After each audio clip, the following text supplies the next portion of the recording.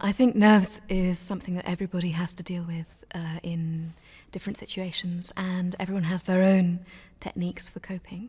For me, it's changed over the years. So when I first started giving concerts, I did get very nervous. I used to, the typical symptoms, sort of palpitations of the heart and rapid breathing. My arms used to shake.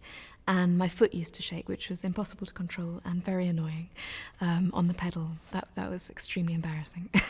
But that's gradually, with experience, those symptoms have sort of disappeared over time, and I'm left with a very strange sort of emotional trajectory, really, on the day of a concert. So I tend to try to sleep for as long as possible if I have a recital, for example, in the evening, and then have a lie-in if I can.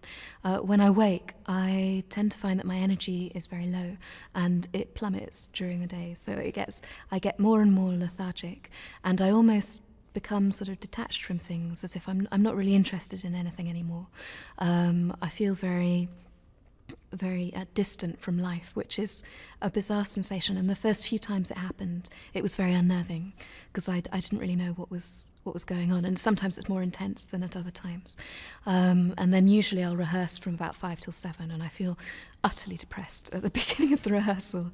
And as I get used to the piano, I sort of relax into it a bit. But it's only really at about 7:15, suddenly the adrenaline kicks in, and I start to feel a bit more human again. And although that's the moment when normal nerves come back again, in a way it's a tremendous relief, because I don't have this sort of plummeting despair that I sometimes get on very intense days.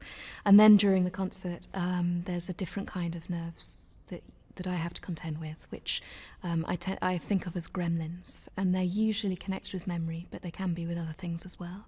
And they're the voices that tell you that you're not going to get this right, or are you sure it's not in G minor instead of E minor, or that person's tapping their program because they're bored out of their brain and they can't stand what you're doing, and that person's left the room because all these stupid little voices that you have to push to one side.